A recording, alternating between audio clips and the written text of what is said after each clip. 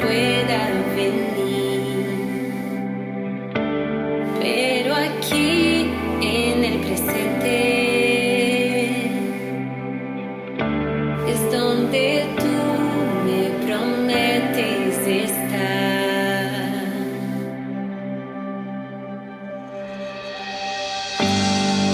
No puedo más si tú no estás. Ven y encuéntrame otra vez. Pues todo en mí anhela a ti. Ven y encuéntrame otra vez. Encuéntranos, Jesús. Estamos aquí por ti, Señor. Mientras camine por el valle, tu amor paga todo el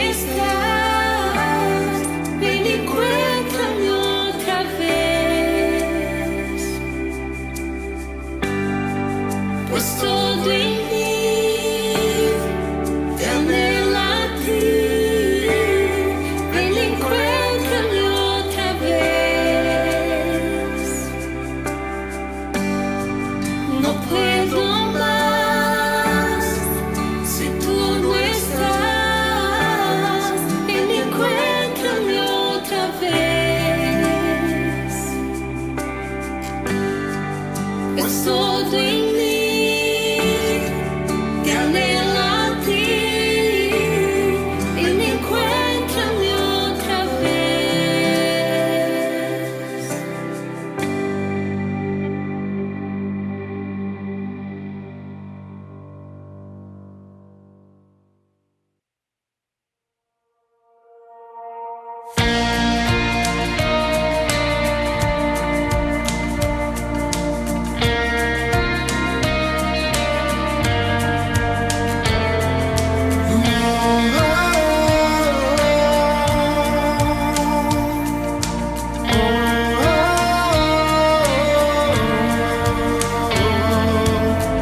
Espíritu de Dios, tú me conoces bien,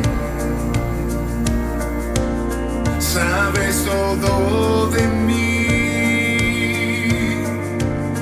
antes de yo nacer.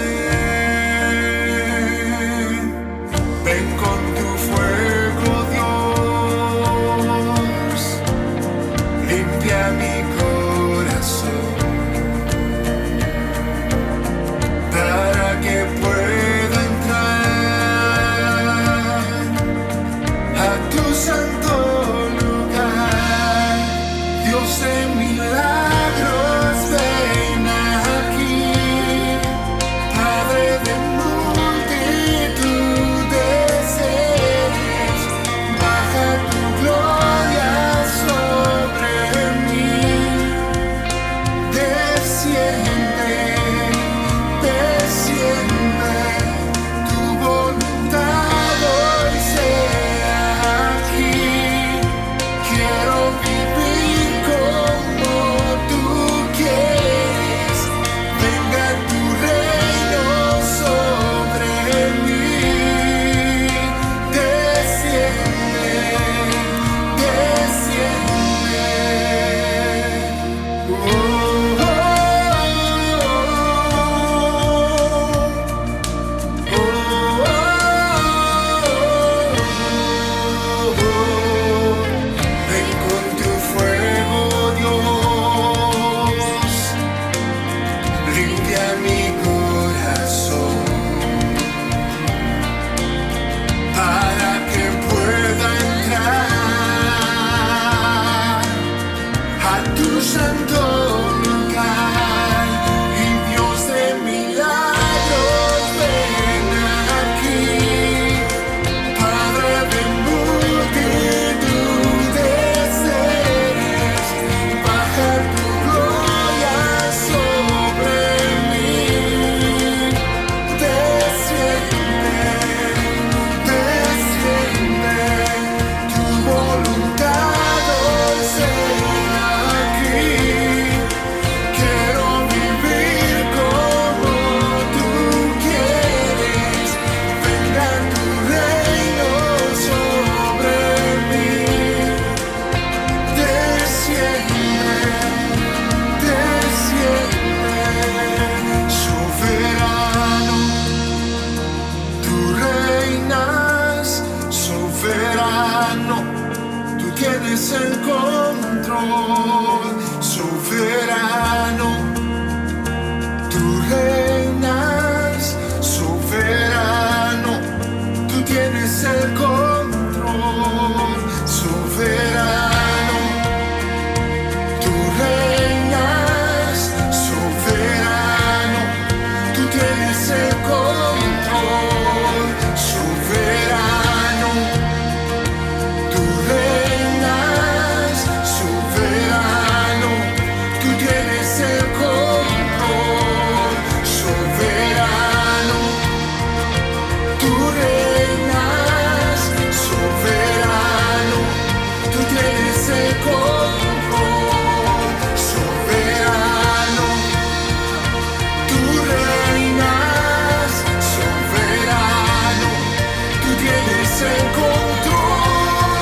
Dios de milagros, ven aquí, Padre de multitud de seres, baja tu gloria sobre mí.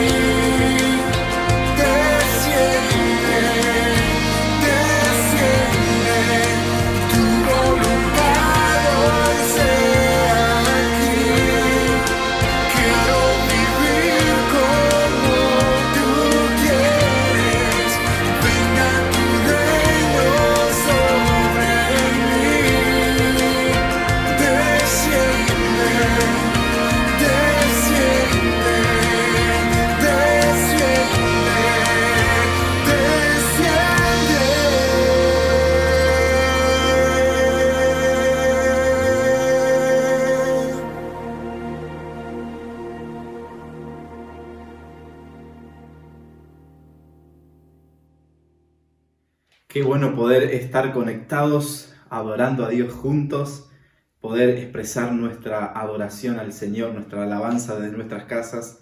Qué lindo, ¿verdad? Te invito, antes de ir a la predicación, que me acompañes. Vamos a orar, tener un tiempo de oración para que Dios nos pueda hablar, Dios nos pueda ministrar a través de la palabra que tengo para compartir con vosotros. Creo que Dios nos va a hablar, Dios nos va a impulsar, Dios nos va a desafiar. Así que me gustaría comenzar orando. Así que cerrá tus ojos y orá junto conmigo para que Dios prepare tu corazón, para que su palabra sea sembrada y pueda dar mucho fruto en tu vida personal.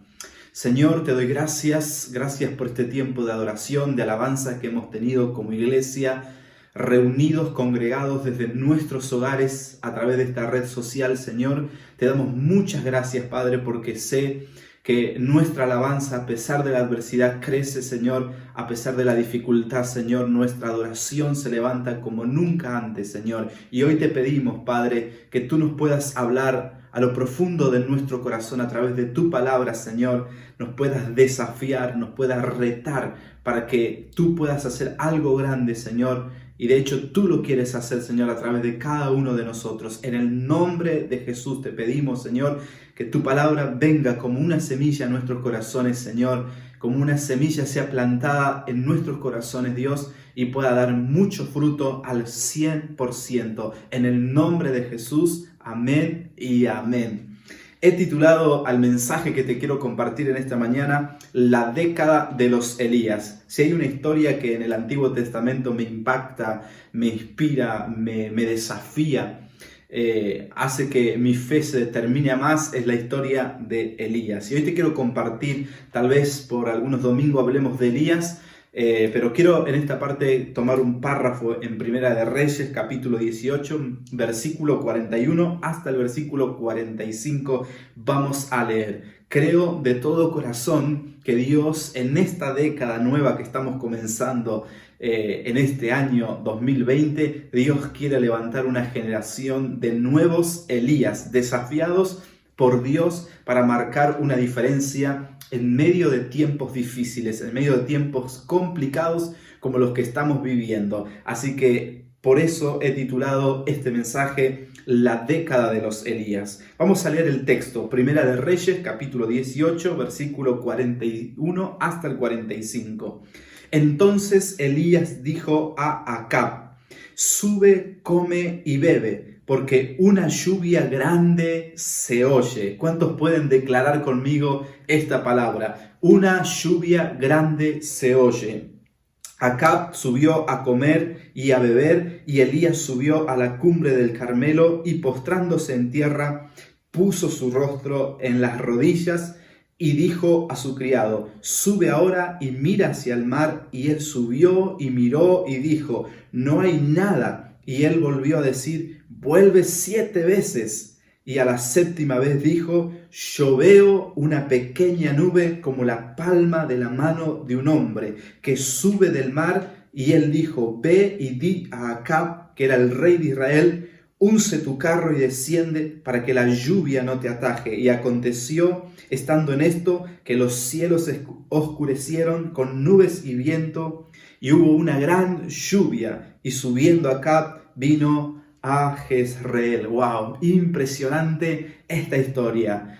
Tantas enseñanzas hermosas en estos versículos que hemos compartido. Sin lugar a dudas, las crisis han sido parte de la historia de este mundo, son parte de la historia de este mundo, y actualmente estamos pasando por un desafío, por una crisis en este momento, una crisis sanitaria, una pandemia. Constantemente a lo largo de la historia, en diferentes años, se registra que ha habido crisis. De hecho, la Biblia nos enseña a nosotros los cristianos, a sus hijos, que esto es parte de la vida. Temporadas, por ejemplo, conocemos la historia de las vacas flacas, de las vacas gordas, o sea, tiempo de plantar, tiempo de regar, tiempo de cosechar. O sea, hay tiempos y tiempos, hay tiempos buenos y hay tiempos malos, hay diferentes temporadas, diferentes estaciones. Y la Biblia nos va a preparar a nosotros para cómo enfrentar las diferentes temporadas, porque las crisis son parte de la historia de este mundo. Si miramos un poco el contexto del texto que les acabo de compartir, Israel, su rey llamado Acab, Israel estaba en una crisis profunda, en una crisis tremenda, en una gran crisis. Había una gran sequía que había azotado toda la nación de Israel. 3 años y medio que no llovía, no había agua. Israel era una nación de la agricultura, una nación que se dedicaba a la ganadería. Por lo tanto, la falta de agua, imagínense lo que provocaba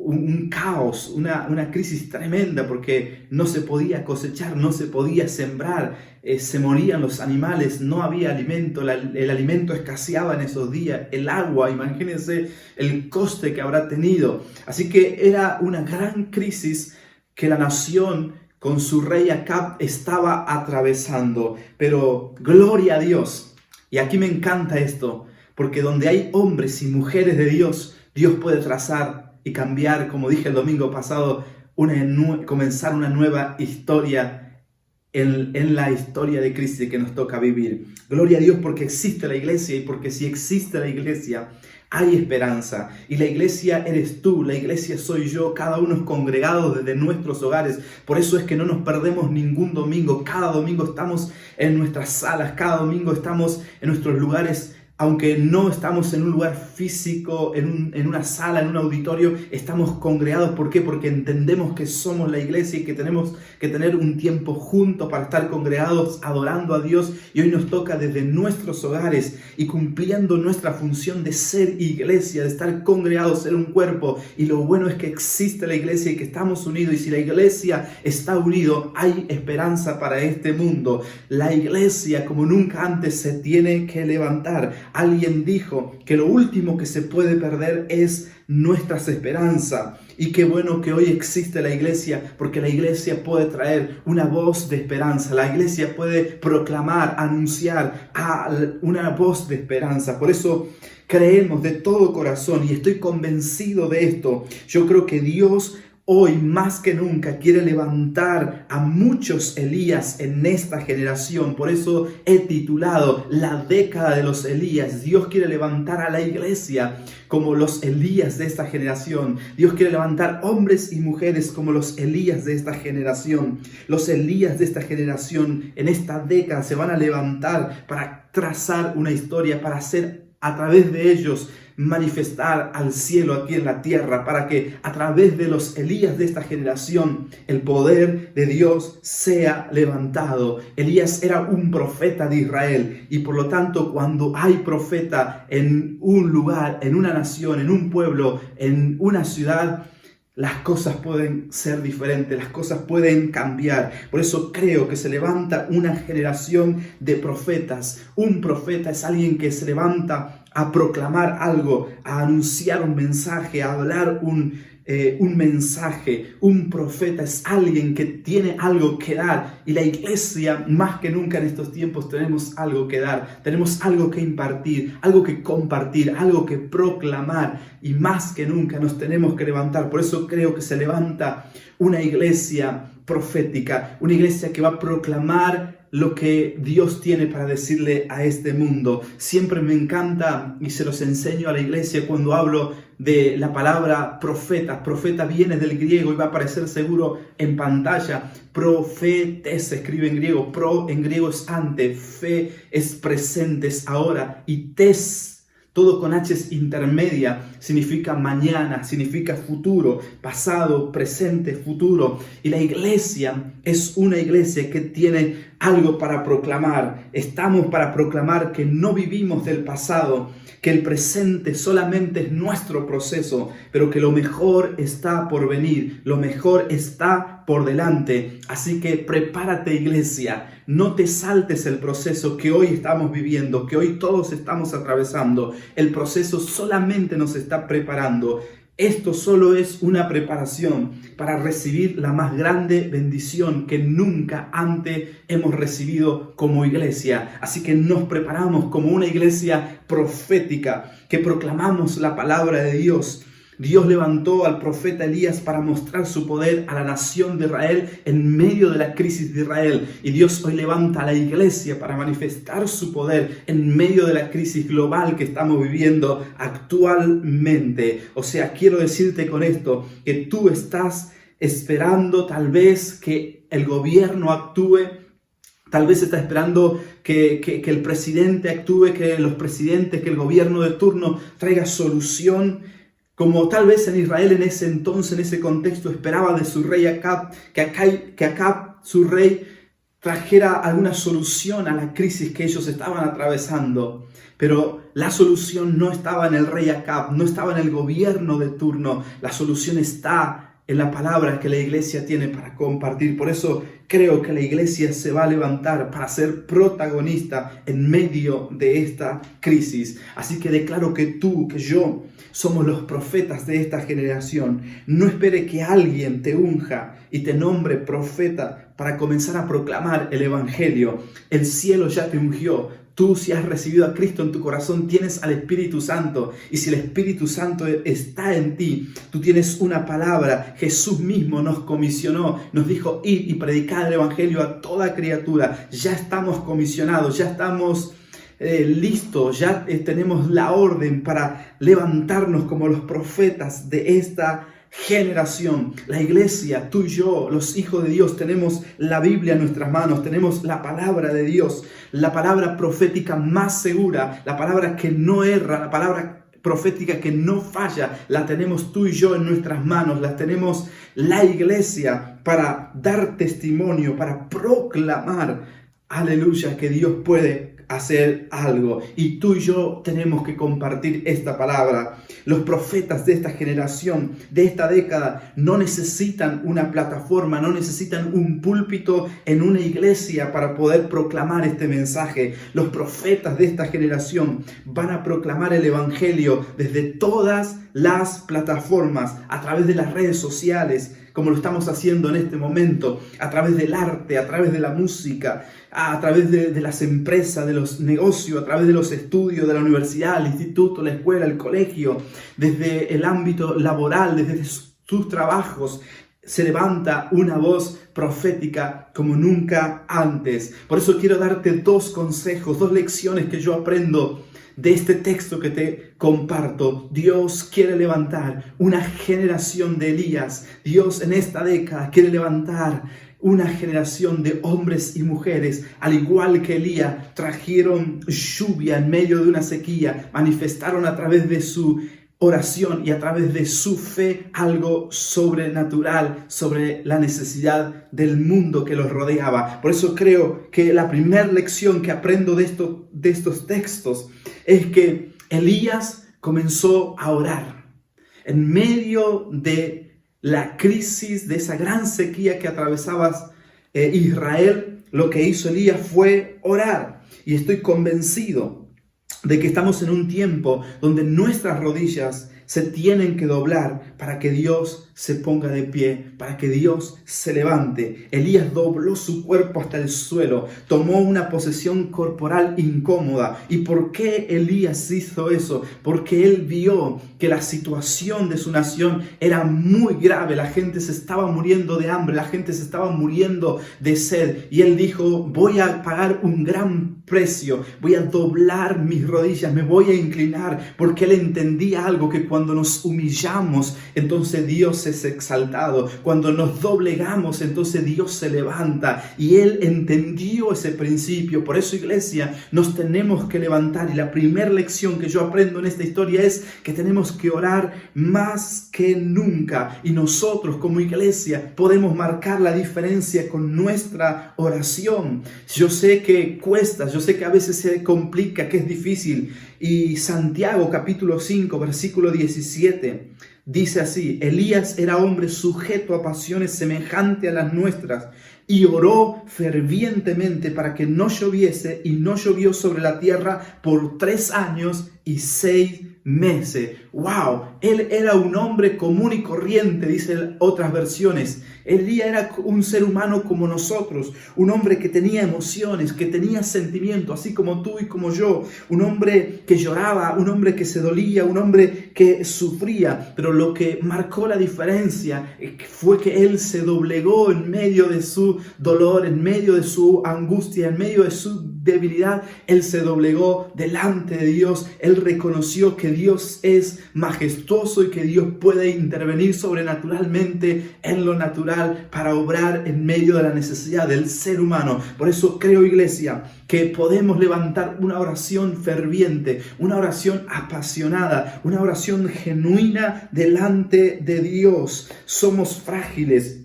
Somos imperfectos, somos débiles, pero Dios no va a mirar eso. Dios va a mirar la actitud con la cual nosotros doblegamos nuestro corazón, doblegamos nuestras rodillas delante del Padre. Y aquí quiero hacerte un desafío, iglesia, a los que son de la casa. ¿Sabe que Dios, leyendo esta historia, este párrafo, direccionó mi vida y comencé a entender que Dios nos quiere impulsar a un tiempo de profunda oración, a un tiempo de ferviente oración, de ferviente ruego? Por eso dice, Elías era hombre sujeto a pasiones semejante a la nuestra, pero oró fervientemente para que no lloviese, y no llovió sobre la tierra por 3 años y medio. Luego oró nuevamente fervientemente y luego volvió a llover. Por eso la iglesia es una iglesia que a través de la oración puede marcar una diferencia. Es tiempo, iglesia, que podamos levantarnos a orar más que nunca.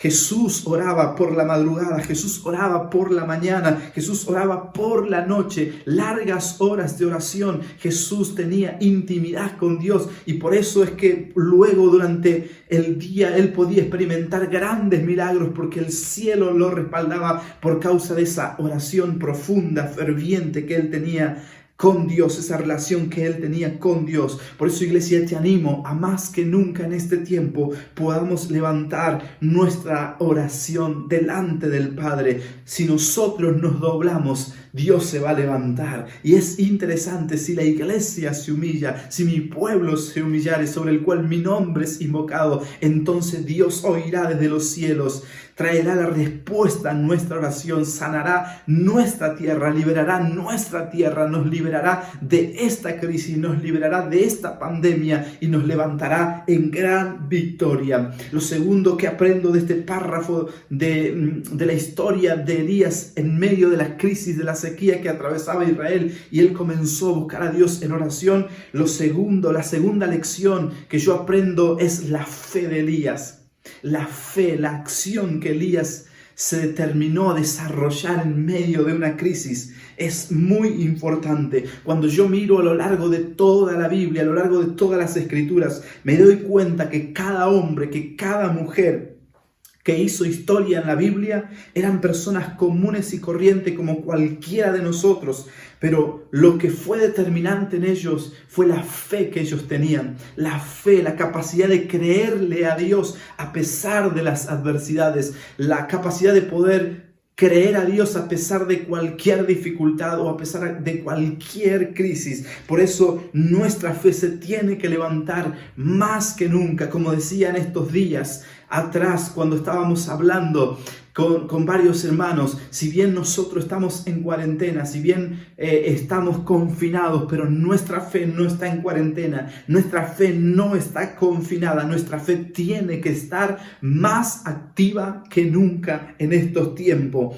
Tal vez lo normal cuando todo va mal es amargarse, es deprimirse, es reaccionar mal, pero lo extraordinario es levantarse en fe, es hacer algo, es ponerme en acción, es poner en marcha mi fe, es encender mi fe, es poner en primera mi fe y comenzar a moverme en fe. Y aunque no vea nada, aunque cuando me doblegue y comience a orar y cuando comience a poner en marcha mi fe, yo no pueda ver nada. Yo tengo que tener una fe que insiste, una fe que no se paraliza. Entonces aquí cuando Elías le dice a su criado, ve 7 veces, y recién a la 7ª vez él pudo ver una pequeña nube como la palma de la mano de un hombre. Nuestra fe tiene que levantarse, nuestra fe no se tiene que paralizar y nuestra fe tiene que levantarse con mayor insistencia aún, una y otra vez, hasta que logremos ver que el cielo comienza a actuar. Y yo ya lo estoy viendo. Creo más que nunca que estamos en estos días en un gran avivamiento. Tal vez no un avivamiento como muchos esperan o se imaginan. Yo creo que estamos en un avivamiento virtual, en un avivamiento online, donde cientos y miles de personas, tal vez millones de personas, están siendo tocados con una palabra de fe en sus hogares. Una palabra que está sembrándose en sus casas a través de los diferentes dispositivos móviles, a través de las diferentes redes sociales. Creo de todo corazón. Por eso, iglesia, nuestra fe se tiene que levantar. Tenemos que comenzar a creer. Él dijo, yo veo. Si miramos un poco el texto principal en Reyes, capítulo 18, Primera Reyes, el versículo 44 y 45, a la 7ª vez dijo, yo veo una pequeña nube como la palma de la mano de un hombre que sube del mar, y le dijo, ve y di a Acab, unce tu carro y desciende para que la lluvia no te ataje. Yo veo algo tan pequeño, algo tan insignificante como nunca antes. Tenemos que comenzar a ver con nuestros ojos de la fe. Tenemos que comenzar a mirar con nuestros ojos de la fe. No nos quedemos ciegos espirituales. Comencemos a mirar. Tal vez sea algo insignificante, algo tan pequeñito, pero aunque tu principio fuere pequeño, tu futuro, tu mañana puede ser enorme. No ignores las cosas pequeñas, no ignores lo pequeño. Una pequeña nube luego trajo una gran lluvia. Algunos ignoran lo pequeño, pero lo pequeño siempre te va a preparar para lo grande. Nunca vas a experimentar lo grande sin atravesar por lo pequeño, sin primero vivir lo pequeño. Lo pequeño me califica para lo grande. Y esta crisis, creo de todo corazón, esta crisis que hoy estamos atravesando quedará tan pequeña y tan insignificante tras la inmensa bendición que viene por delante. Esta crisis va a quedar muy pequeña, la tamaña bendición que Dios va a soltar en el mundo entero. Por eso, hermano, hermana, amigo, la clave está en creer. Jesús dijo, para el que cree, todo es posible. Y yo declaro que lo insignificante puede hacerse algo significativo cuando creemos en Dios. Una pequeña bolsa de alimento alcanzó para alimentar a más de 5,000 hombres y mujeres por la fe de un joven. Una pequeña onda en las manos de un pequeño muchacho, de un pequeño joven, derribó o alcanzó para derribar un gran gigante. ¿Por qué? Porque un muchacho tenía fe en Dios. Un poquito de barro en las manos de Jesús alcanzó para devolverle la vista a uno que había nacido ciego. ¿Por qué? ¿Cuál es el común denominador de estas cosas? Y podríamos nombrar muchas otras ejemplos más, pero el común denominador de todo esto fue la fe. Tenemos que levantarnos con nuestra fe, iglesia. Una fe que insiste 7 veces y a la 7ª vez recién comenzó a ver algo pequeño. Tal vez no estás viendo nada, pero levántate cada día en fe hasta que comiences a ver algo pequeño y disfruta eso pequeño. Declara, aunque sea pequeñita la bendición de Dios, declara que eso se va a multiplicar, declara que eso va a crecer, declara que eso va a ser grande. Por eso me impacta la historia de Elías. Yo creo que la década que estamos viviendo es la década de los Elías, que van a marcar una diferencia en la historia de este mundo, y en medio de esta crisis se van a levantar en oración. pero no en una oración común. Se van a levantar en una oración ferviente, al igual que Elías, y se van a levantar en fe y van a hacer que el cielo pueda invadir la tierra, van a hacer que el cielo pueda invadir sus hogares, van a hacer que el cielo pueda invadir su familia, que pueda invadir sus casas, su ciudad, su barrio, y algo sobrenatural va a comenzar a suceder. Y aconteció, y estando en esto, que los cielos comenzaron a oscurecerse con nubes y viento, y hubo una gran lluvia. La iglesia se levanta como los Elías de esta generación para ver la más grande bendición que será derramada en medio de esta crisis. Lo creo de todo corazón. Por eso, si tú me estás escuchando y tú quieres ser parte de este gran desafío, si tú quieres ser uno de los Elías de esta generación, si tú quieres ser una de las Elías de esta generación, pon tu mano en el corazón y di: Señor, yo quiero ser parte de lo que tú tienes para mí en este tiempo. Yo quiero marcar una diferencia, yo quiero hacer la diferencia. Por eso me determino en esta semana a buscar tu rostro fervientemente en oración, a doblar mis rodillas, a tomar una posición de humillación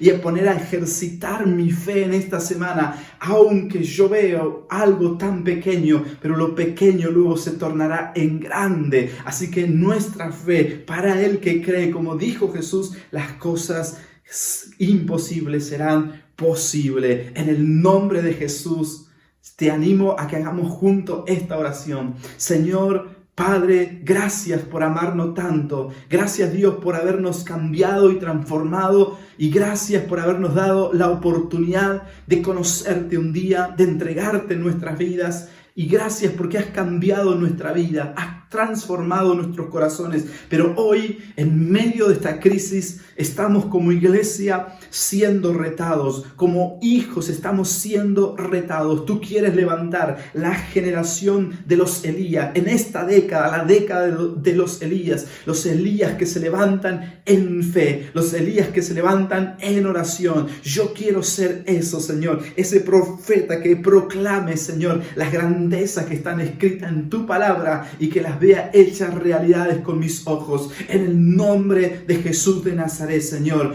usa a tu iglesia, usas a aquellos, Señor, que hoy se determinan, Señor, y hoy, Padre, toman el reto, cogen el reto que tienen por delante a través de esta palabra que tú nos estás dando, Señor, a través de este desafío que tú nos estás brindando, Señor. Yo quiero tomar, Señor, este desafío, este reto, Señor, en el nombre de Jesús de Nazaret.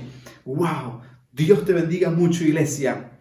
Vuelve a escuchar este mensaje, comparte este mensaje, vuelve a vivir esta historia en tu Biblia, léela una y otra vez y sé protagonista. No seas espectador, sé protagonista de esta gran lluvia de bendición que Dios quiere derramar, pero la va a hacer a través de los Elías en esta década, a través de los Elías en esta generación. Y Dios quiere que tú seas uno de esos, que tú seas el Elías de esta generación, que tú seas la Elías de esta generación. Dios te bendiga grandemente, les deseo una excelente semana, les envío un abrazo virtual para todos. Muchas bendiciones. 1, 2, 3, 4.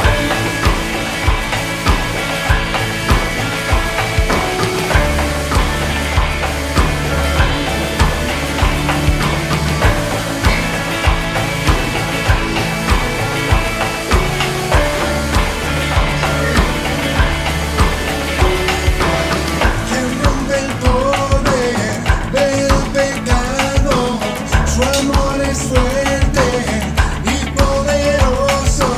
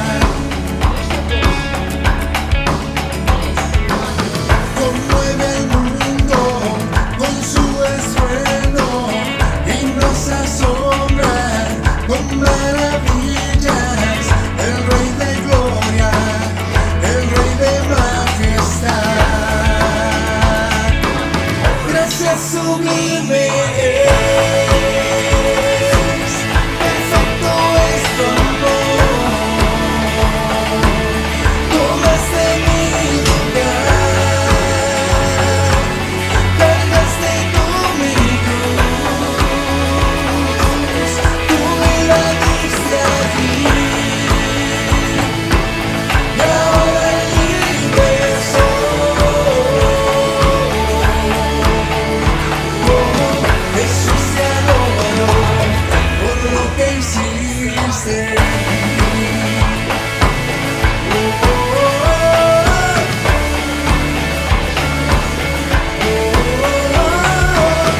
Pusiste en orden todo el caos, nos adoptaste como tus hijos, el Rey de Gloria, el Rey de Gloria, el que gobierna con su justicia y resplandece con su belleza, el Rey de Gloria, el Rey de majestad. Gracias sublime es, perfecto es tu amor. Tomaste mi lugar, cargaste tú mi cruz, tu vida diste a mí, y ahora libre soy. Jesús, te adoro por lo que hiciste en mí. 3, 4. Digno es el Cordero de Dios, digno es el Rey, en la muerte venció. Digno es el Cordero de Dios, digno es el Rey que la muerte venció.